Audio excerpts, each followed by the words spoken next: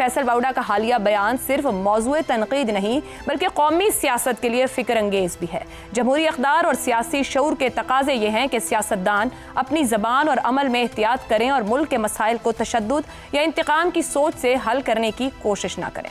इसी पर पैनल की राय आपके सामने रखेंगे। सवाल इस तरह से, 500 से 5000 सियासतदानों को सड़क पर गोली मार दें या फांसी लगा दें तो मसाइल हल। फैसल वाउडा, सेनेटर की पुरतशद्दुद सोच क्या सिर्फ तनकीद का मौजू या कौमी सियासत के लिए एक इंतबाह भी? ज़ैगम साहब, इस थॉट प्रोसेस को क्या कहेंगे कि जिसको एक नहीं कई बार दोहराएं, नेशनल टेलीविजन चैनल्स पर दोहराएं, उसकी ओनरशिप लें, ये तो पूरे निज़ाम को थ्रेटन करने वाली बात नहीं है। ये सिर्फ निज़ाम को थ्रेटन करने वाली बात नहीं है, ये माशरे को भी थ्रेटन करने वाली बात है। पाकिस्तान एक ऐसा माशरा है जो गुज़श्ता कई दहाइयों से तशद्दुद के ख़िलाफ़ बरसर पैकार है, तशद्दुद से निमट रहा है, तशद्दुद की सोच को ख़त्म करने की कोशिश कर रहा है। और जो तशद्दुद है, जो अमली तशद्दुद है, यानी जो एक्टिव वायलेंस है, फ़िज़िकल वायलेंस है, इसके पीछे ये जो ज़ुबानी वायलेंस होता है, इसका बहुत बड़ा अमल दखल होता है। ये जो सिंबॉलिक वायलेंस है, कल्चरल वायलेंस है, ये ज़बान, क्योंकि ये ज़बान का वायलेंस इंसाइटमेंट टू वायलेंस की तरफ लेकर जाता है। लोगों के ज़हनों में ये तस्वुर उजागर करता है कि इस तरह के काम किए जा सकते हैं। आप वज़ीर मौसूफ़ कह रहे हैं कि 500 से 5000 सियासतदानों को जो है सज़ाए मौत दे दें। अब पहली बात तो ये कि अगर 500 सियासतदानों की भी लिस्ट बनाई जाए पाकिस्तान में, उसमें भी तो ये ख़ुद शामिल होते हैं। अगर सेनेट की और नेशनल असम्बली की सीट्स को आप कंबाइन कर लें, सबसे बड़े सियासतदान तो वहाँ होते हैं ना, मुंतखब लोग, तो वो बनते हैं 435, यानी 500 से भी कम। और फिर अगर फैलाते जाएं तो फिर तो कोई शुबा ही नहीं रहेगा कि वो उसमें शामिल हों। तो वायलेंस की तरफ उकसाना एक इंतहाई ख़तरनाक रुझान है, क्योंकि पाकिस्तान में भी, इस्लाम में भी चंद मखसूस जराइम में, इंतहाई सख्त जराइम में, जिनकी सज़ा कैपिटल पनिशमेंट होती है। किसी की ज़िंदगी लेना सिर्फ रियासत का हक होता है, और रियासत वो ज़िंदगी कानून के तहत लेती है। या तो उसने हथियार उठाए हों और रियासत के ख़िलाफ़ लड़े तो रियासत को हक है उसका जान लेने का, या फिर उसने कोई ऐसा काम किया हो, वो क्राइम किया हो जो उस रियासत की कानून की किताब में सज़ाए मौत का मुस्तहिक हो। इसके अलावा कोई शख्स और ख़ुद रियासत भी किसी की जान नहीं ले सकती।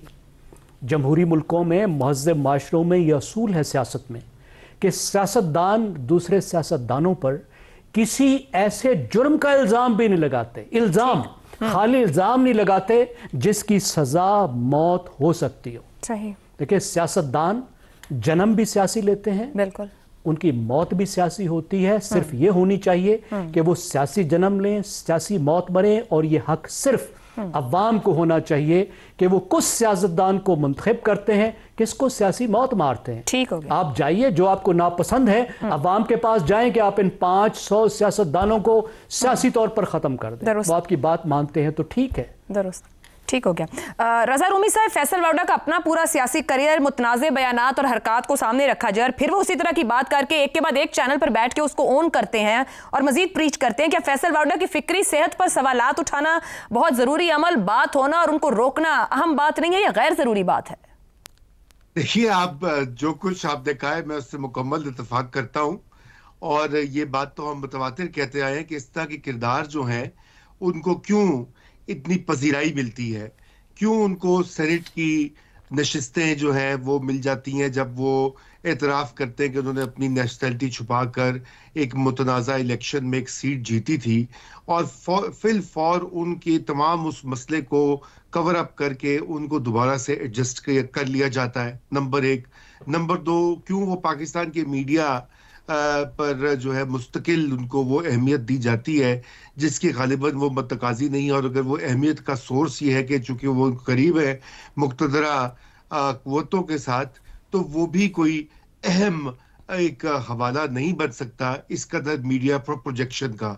तो मेरे ख्याल से फैसल वाडा से ज़्यादा जो लोग उनको सपोर्ट और प्रमोट और उनको आसमान पर चढ़ाते हैं और चढ़ाते रहे हैं, उनसे भी सवाल किया जाना चाहिए। और उसमें साबिक हुकूमत भी शामिल है, जिसने कि वो बड़े करीब थे साबिक वजीर आजम इमरान खान के, और उनके वजीर भी थे। रजा रूमी और साहब, उस वो जमाने में उनका भी सियासी साथ तो छोड़ चुके हैं। इमरान खान भी बड़ी इनकलाबी सोच रखते थे, तहरीरों में भी लिखते रहे, कहते भी रहे, मगर उनकी सोच से आज़ाद नहीं हुए, सियासी साथ छोड़ चुके हैं। जी, सियासी साथ वो छोड़ा है, लेकिन आप ये याद रखें कि उस जमाने में भी उनको बहुत ज्यादा ये वही तो उभर कर ये इनकी अहमियत सामने आई।